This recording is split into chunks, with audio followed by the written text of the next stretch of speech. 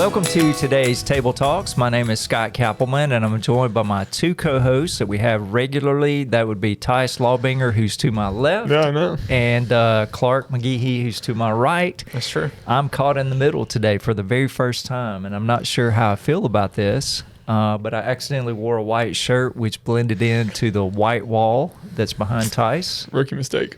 Yeah, so I had to be moved to the center so I would have the black, the blue backdrop. So anyway, how are you guys doing today?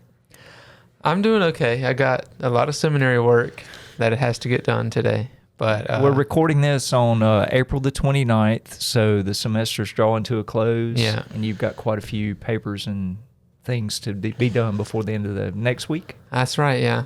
Really before the end of this week, unfortunately. Oh, but, yeah. Okay. By about Saturday, everything's really coming to a close for two of my classes, I would say. So if people see a stressed look in your eye, that's what it is. That is It's not the definitely what it topic at hand. Well, it might be. All right, Tyce, how are you? I'm doing good. I have the opposite problem with Clark. I feel like I don't have a lot to do this week, which kind of scares me because I feel like something's going to come up on Saturday. Before the storm. Yep, and realize I forgot to write a lesson or something on Saturday. But Okay. I think we're going to get through it. So You're also closing in on your first wedding anniversary. yeah, yep. So, How's that feel? feels good. It's been a good, productive year. Very good, productive year. It's been fast. So Okay, that's great. Well, today, if you're watching, this is really the second of a two-part series on mothers and women. With May being the month where we celebrate Mother's Day, we felt like we should have two topics that would help us kind of talk about women and mothers. And so today's topic is a little controversial, That's right. But we've decided to dive into it anyway. Should Christian mothers work outside the home or be stay-at-home moms? And before we get into this very deeply, there are a couple things I'd like to say. The main thing would be this. None of us are mothers. nope. That would be the three of us. That's right. So we really don't have a whole lot of authority to speak. So please keep that in mind as you're watching today's podcast or watching today's video. We're not the authorities because we're not moms, but we do know that a lot of Christian mothers struggle with this. And so we felt like it might be a worthy topic for the month of May. And as we've said many times in previous episodes, Table Talks is a chance for us to have a good discussion about topics that are a little bit controversial. Yep. But at the end of the day, we hope we've presented both sides in such a way that you can make the best decision for yourself. We're not going to suggest one way or the other what you should do. We're just going to offer the topic in general and look at both sides. So any other thoughts either one of you want to add before we dive into the topic itself? I couldn't have said it better myself. Okay. You did a good job, I think. I made myself some notes so I would get That's that right. correct. Yeah. Tyce, any other thoughts? No, I think I see some of the questions coming. I think some of my thoughts will get explained there. So. Okay, well, Yep. then let's move forward. What I want to start with is let's talk about our personal experiences with our own mothers. Yep. So, Tyce, what was your personal experience with your own mother? Was she a stay-at-home mom? Was she a mother that went out of the house to do work? She was both. So started as a stay-at-home mom, but kids kept coming.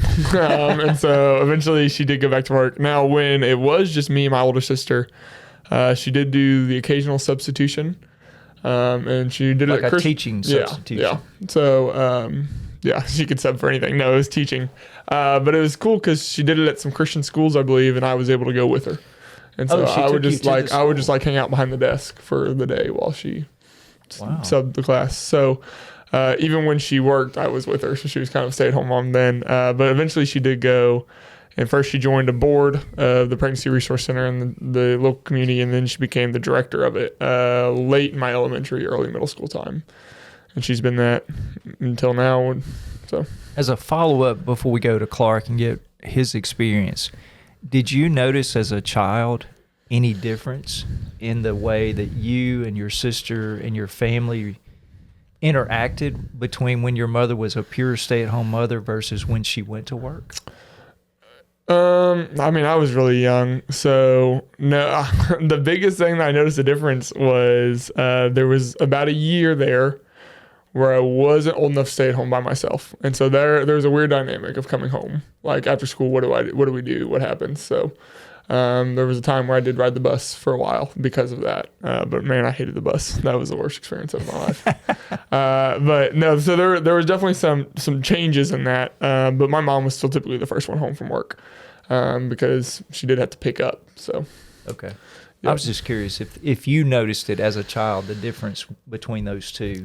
No, actually, it almost got better when she started working because the board of directors, they only met at night after everyone got off work. So those meetings, I mean, she would be gone from 3 to 10 p.m. at night. So when she actually got her job, there was no more nights like that. She was always home. Okay. That's good. All right, Clark, what about your personal experience with your mother? My mom worked the whole time. I always remember that she was a teacher. She was an elementary school teacher, and her schedule worked pretty well with mine, I would say, because I also went to public school. So it was, I would actually ride with her to the elementary school, stay there if I was in elementary school, and then when I got a little older, I still rode with her to the elementary school and then got on the bus and drove over to the high school. But it worked out well for our family, I think, because she got to come home whenever I was home, usually, and then leave whenever I was leaving. So, well, I had the very same experience. My mother was a school teacher, taught elementary school. Now, part of my elementary years, she did not teach at my school. So she taught at a neighboring school. So I still had to kind of get myself to school. But we lived, the church parsonage, because my dad was a pastor, the church parsonage was right really beside the school, so I could walk to school. I never had to ride the bus like you did until I got into sports. But then my mother did transfer back to our school and was a teacher toward, I guess, my junior high or high school years. So she was on the same campus where I was. But it kind of worked good for me too, because even though she taught at a neighboring school, she got home not long after I got home. right. We left at the same time. She might have left a few minutes earlier than I did when I was in elementary school, because I was walking and she was driving across town or down the road. So anyway, but it was very similar to your experience. I didn't see any problems. I'll say that was the worst part about it, is I had to wake up earlier she had to catch be the there ride with her. Right. And she had to be there at a specific time, and my dad went to work too, so I always had to ride with her before I could drive. And her time was like 7:25 or something that she had to clock in, and school didn't start till 8. So it was like I had to get there so early, it felt like to me. But They didn't give you assignments or tasks to do around the school in those mornings when you were just kind of hanging out? no, actually, I was just complaining about it, but I have some pretty fond memories, because some of the other kids that came with their parents, we would just go play and hang out before class started. So a little bit of fond memories. Some friends were made. So That's good. Yeah. That's great. All right. So have you and what about your wives? Let's start with them. Did they have a similar experience? Like, we'll start with you, Right. Clark, this time. Did Annabeth have a mother that worked? her mom did both. So her mom was a stay-at-home mom for some times, and then also had a part-time job that she would go to occasionally. And Annabeth loves her mom to death. She, and I do too. Like, I think she's a great mother-in-law and great mother to her children. So I think that we're going to talk about this and flesh this out some, but each family's different, Yeah. So I think for them it worked out perfectly. But it was a little bit different experience because Annabeth was homeschooled, and that plays into the category too. So she was homeschooled. Her mom was a stay-at-home mom, but she worked occasionally though. Okay. Tyce, what about Brooklyn's mother?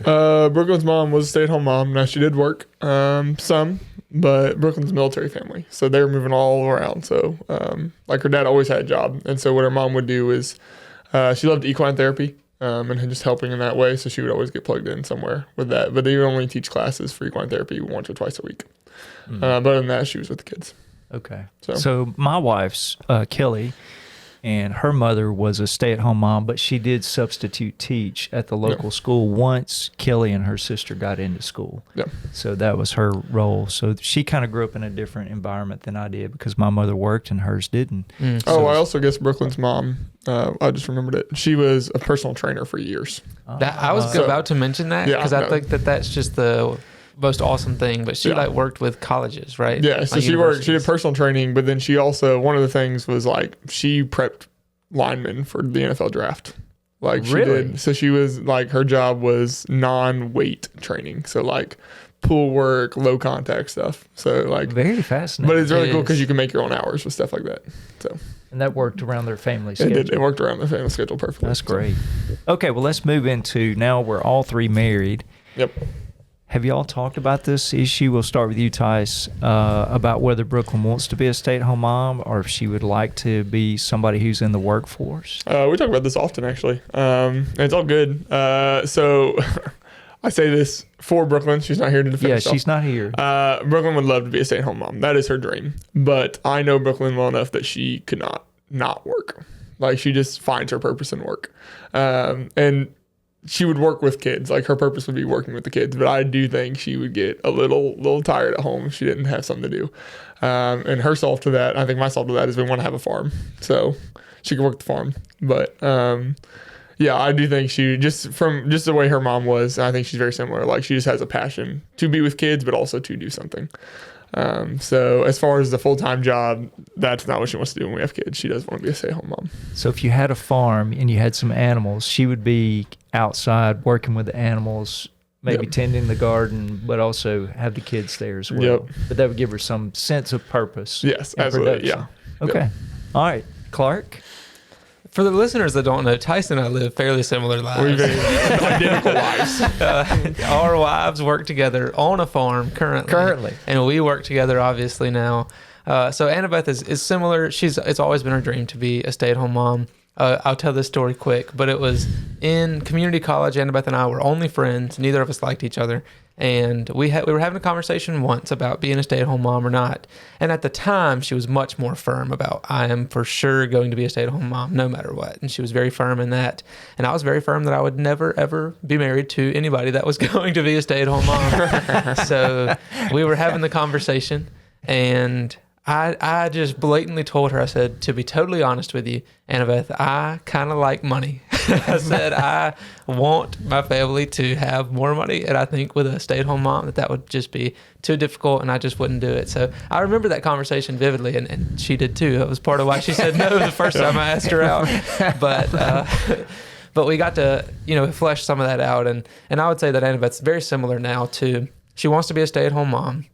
But I think she's definitely open to the idea of once or twice a week maybe going and working, whether it be on a farm or she's really impressive. I think she's very convincing of people. She's sometimes talked about working in an agriculture side of where she's just going and meeting with people about almost like a consulting person. So I think that she would enjoy a job like that too. But well, maybe if Tyce and Brooklyn get their farm off the ground and it grows, maybe Annabeth could come over 1 or 2 days a week with your children. Yeah. And they could all work on Tyce's farm. That would be perfect. Tyce and Brooklyn's farm. Yeah. Or it could work the other way too. I mean, y'all looking for a farm too. Yeah, Annabeth does want a farm pretty bad. She goes back and forth. Oh, guys, I'm going to be really honest. If you're watching this, my wife and I do not want a farm. We had 3 kids, and so that was our farm. Was having the kids. Mm-hmm. So we'll come eat your crops out of the First guy, you won't eat no crops. There's no vegetables. Well, I butter beans, peas, we'll grow some okra, potatoes for you. Yeah, something like that. We'll and when you slaughter a cow, I'll help you eat it. Okay, there you go. There we go. There we go. All right, what about Miss Kelly?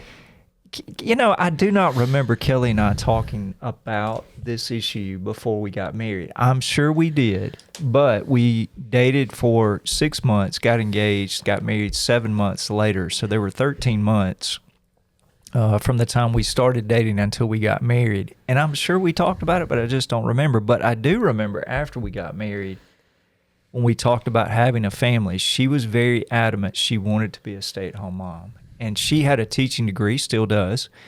And so she taught for the first 4.5 years in various schools wherever we were living. But once she got pregnant, she again brought it up. I want to be a stay-at-home mom.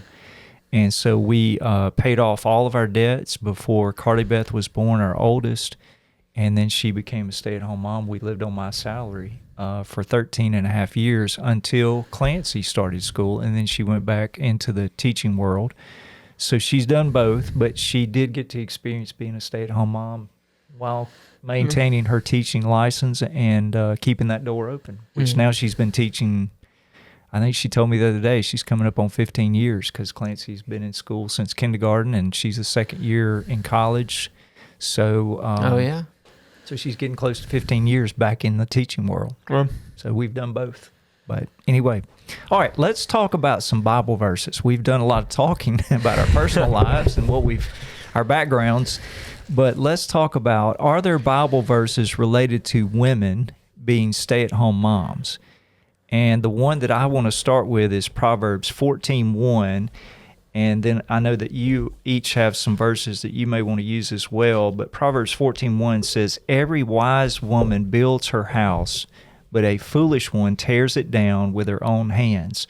And so I know that it doesn't specifically say that a woman in Proverbs 14:1 has to be a stay-at-home mom, but it does emphasize and show the wisdom of a mother who invests in her house. And that could mean a lot of things, but I do think it means even in her children. Anybody else got a verse? Yeah, I do actually. I have 1 Timothy chapter 5, verses 14 and 15. And this is Paul speaking to Timothy here. He says, "Therefore, I want younger women to marry, have children, manage their households, and give the adversary no opportunity to accuse us, for some have already turned away to follow Satan." So I wanted to emphasize that last verse too, of some have already turned away to follow Satan, is that Paul's emphasis here isn't necessarily on the mother always staying at home and not picking up a job at all, which we'll look at in the next few verses we capture. But the emphasis was on don't turn away from your family and follow Satan. Don't abandon your family, but to continue to care about and keep your family as that first priority. So not above God, of course. Right. Mm-hmm. Well, we know if we stay with Timothy, because you were in 1 Timothy, if we go to 2 Timothy, verse 5 in chapter 1, this is what Paul wrote. "I recall your sincere faith that first lived in your grandmother Lois and in your mother Eunice, and now I am convinced is in you also." So we know that Timothy's spiritual heritage came out of the influence of his grandmother and his mother.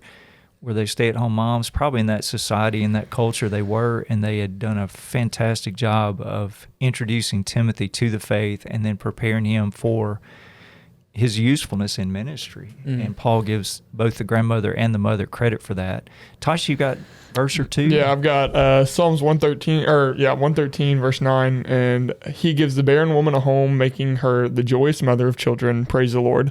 And I first want to point out that he is not a man. He is God. So out of context, this does make sense. Like, he gave her a home and he impregnated her with children, but it is the Lord. And just to focus on, gives her a home first, somewhere to live, but and then the children, with her having the home and the children. I mean, we'll look in Proverbs 31 what it means for a woman to be over the home later, but it's just how the Lord does bless. One of his blessings towards a woman is giving her a place to live and giving her children to watch over at that place to live.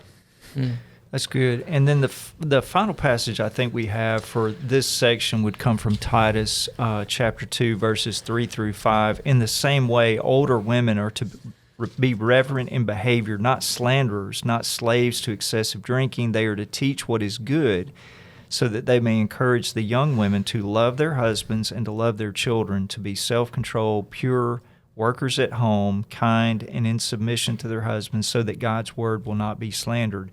And so there's a reference in this to young mothers overseeing their children and being workers at home. That might be the strongest verses that we have that would come directly out and say there's value, there's spiritual insight into a mother being a stay-at-home mom. But with that said, we can also reverse now and go to the other side, because again, we're trying to play both sides of the coin and give both sides of this issue. There are a lot of references to women that worked outside the home. So let's dive into some of those. Either one of you want to go first? I'll go into Proverbs 31, which is what Tyce was just talking about a little bit. Well, then we have Exodus pulled up. We're going to go to it. Well, we do have just a comment. So first off, the beginning of Exodus, there's a lot of Hebrew people being born.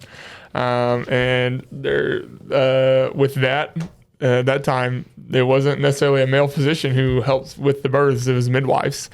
So in Exodus 1:15 through 17, we see the midwives who are coming. Then the king of Egypt said to the Hebrew midwives, one of whom was named Sephara and the other Pua, when they served the midwives to the Hebrew women to see them at the birth stool. If it was a son, you shall kill him, but if it was a daughter, they shall live. And so it just talks about how the midwives were working. They were working not just for the Egyptians, but under Pharaoh, who was in charge. And then the midwives had responsibilities in that, and they took those responsibilities into their own hands. If you keep reading, you would see that. But And in that same vein, Exodus chapter 2, verses 8 and 9. When everybody's having the babies. Yeah, when they're having the babies and Moses is born, his mother naturally tries to hide him to keep him from being killed, and sends his sister to watch the basket that she's made to put Moses in as he's in the river. And so once Pharaoh's daughter finds Moses in this basket in the river, it says, then his sister said to Pharaoh's daughter, should I go and call a Hebrew woman who is nursing to nurse the boy for you? Go, Pharaoh's daughter told her. So the girl went and called the boy's mother. That would be Moses' mother. Then Pharaoh's daughter said to her, take this child and nurse him for me, and I will pay you your wages. So the woman took the boy and nursed him. So actually, Moses' mother was paid to be his own nanny by Pharaoh's daughter with the Egyptian money. So she received money outside the house to take care of her own child. But how awesome is that one that she can work in the house? Like, she doesn't have to go to the palace. She can be with her kids. she did it like in it's her a own stay-at-home house. job. So, which I That's- know we have lots of moms at Cross Point that have jobs like that, where they are They at stay home, at but home they and do the job. Yep. That's good. Now, I'm going to mention another person who had a job who's a woman. It's in Joshua chapter 2, verse 1. That's right. And I'm just going to reference this, and you can go read it for yourself. But we have Rahab, who's a prostitute. She is And indeed. when the spies are sent into the promised land by Joshua to see what's going on before they cross into it, they do their spying work, but then to kind of be obscured for the night, they go to the house of Rahab, the prostitute. So she did earn her wages in the oldest profession of the world, in prostitution. That's right. Now, I don't recommend to That's our what ladies yeah. that you choose prostitution as your No. methodology of earning your money, but it is a woman who earned wages in an unholy, unwholesome way that was not very pleasing to God. So that is I did want to true. mention that. That's Just our as a point of description. humor. That's our And only not- humor today. That's right. Okay. All right, you got one. Go ahead, Clark. Yeah, from Proverbs 31, we see in verse 16, she evaluates a field and buys it. She plants a vineyard with her earnings. Verse 18, she sees that her profits are good and her lamp never goes out at night. And then it continues on later. Verse 24, she makes and sells linen garments. She delivers belts to the merchants. So we see this. This is the in praise of a wife of noble character. This is the entire section. We see this wife of noble character seems to be quite the entrepreneur, like with lots of different things. She's got a field that she plants and sees its profits. She makes her own clothing and sells it to the merchants. She seems to be quite a businesswoman, I would say. I would agree with you. And implies that she is a mother because verse 28 says her children rise up and call her blessed. So this is not just a wife. This is also a mother who's doing these things. And she's doing a good job based on the latter part about the children rising up and calling her blessed. Right, exactly. Yeah, so she's able to balance working with being a mother exactly. in a productive way, both sides of the coin. Yeah, Proverbs So- 31 is a great example for any mothers out there. But All right, Tyce, I'm going to ask, you're going to take Luke 8. Yeah, so some New Testament examples. That's right. We want to do those. So you're going to read Luke 8, 1 through 4, and I'm going to take Acts 16, verses 14 and 15, because, again, we do have, in addition to Old Testament examples, we've got New Testament examples of women who worked. All right, Luke 8, 1 through 4. Soon afterwards, he went on through the cities and the villages, proclaiming and bringing the good news of the kingdoms of God. And the 12 were with him, and also some of the women who had been healed of evil spirits and, not sure this word, infirmities? What do you... Nah, I don't know. We're going to keep going. We'll just keep it. We're just going to keep going. Mary called Magdalene, from those who 7 demons have gone out, and Jonah, the wife of Chuza, Herod's household manager, and Suzanne, and many others who provided for them out of their means. And so just from this, we see not only were there women following the ministry, some of them, like, they were wives.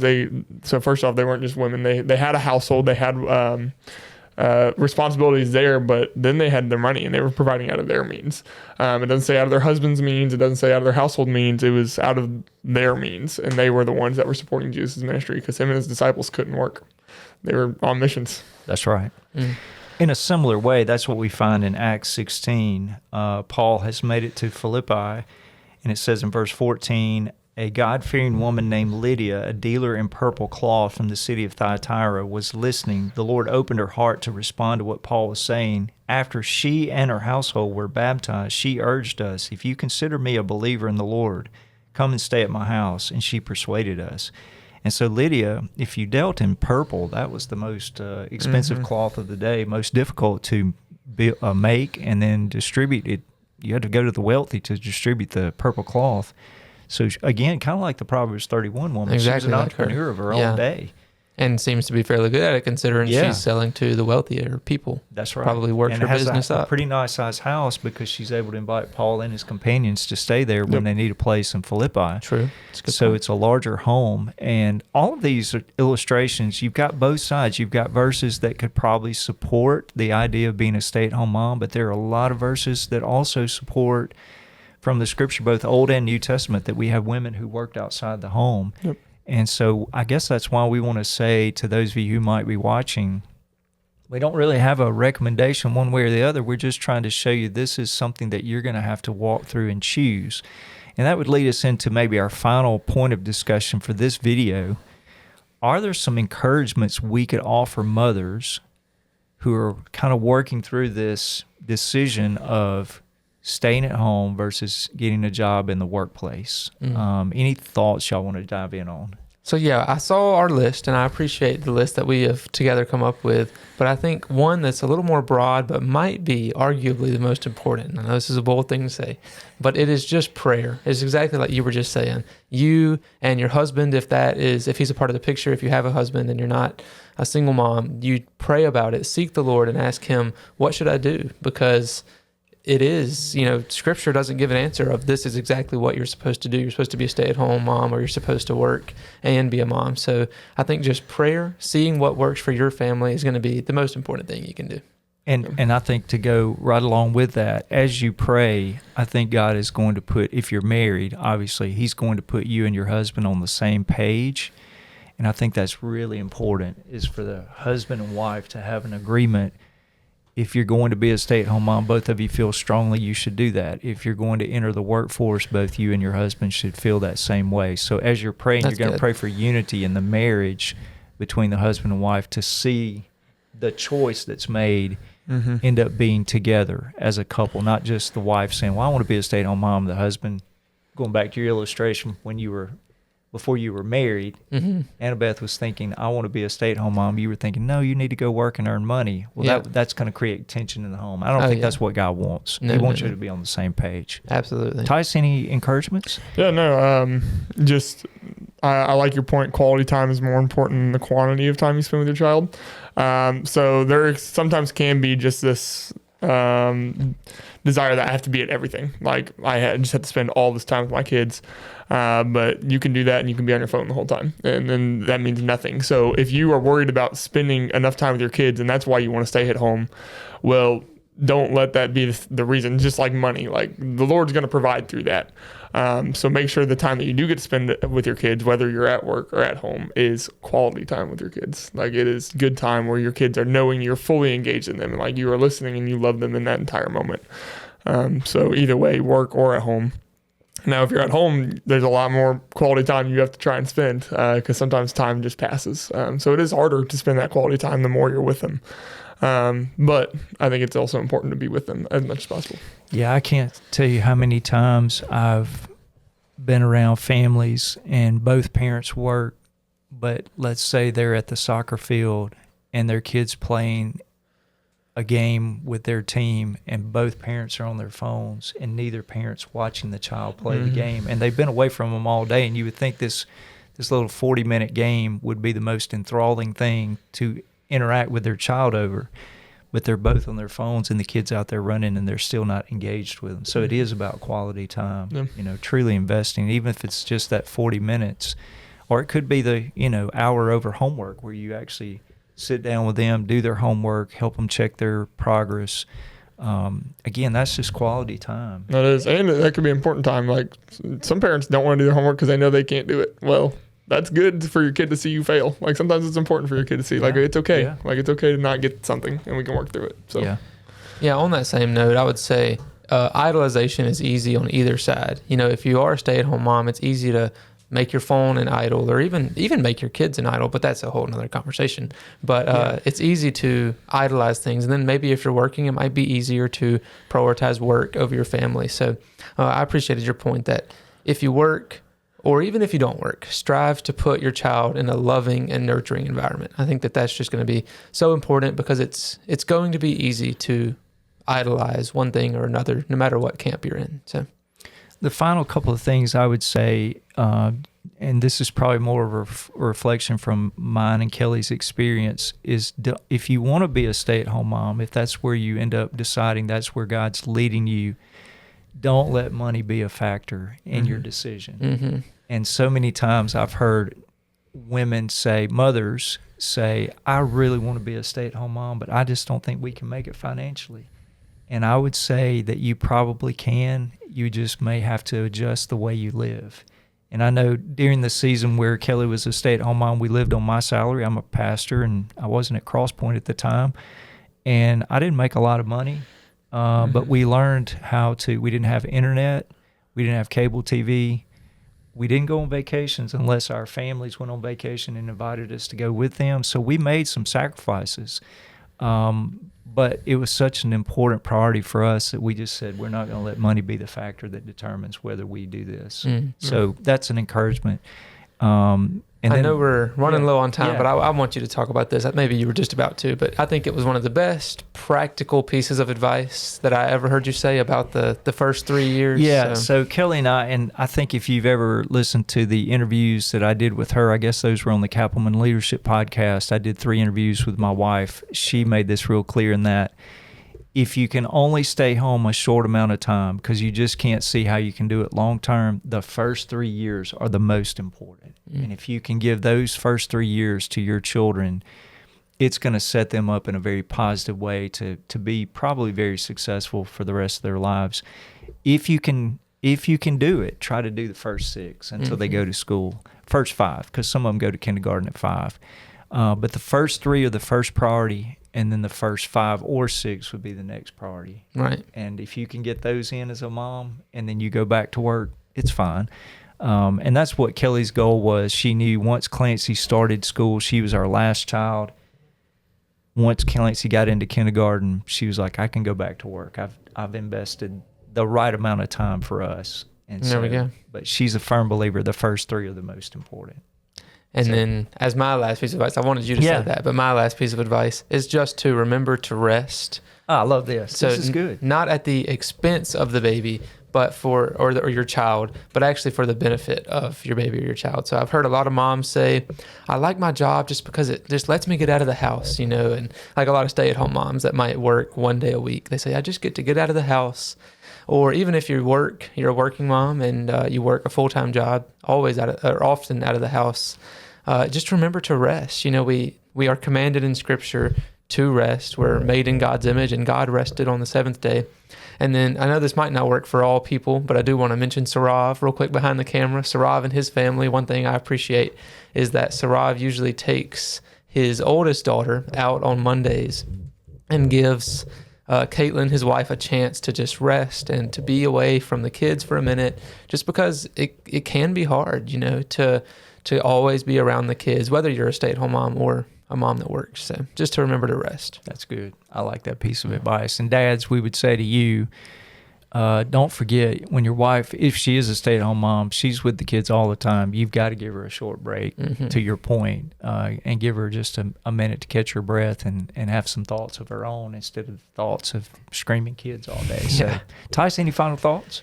No, I think we're pretty much out of time. So Okay, I want to give people an opportunity to rest and spend quality time with their kids. There we go. That's great. Well, we hope you've enjoyed today's Table Talks. Again, we've tried to present both sides of this issue. We hope you'll make the decision that best fits your family as you seek the Lord in prayer over this matter. And then we hope you'll come back and join us for the next Table Talks. We hope you have a great week.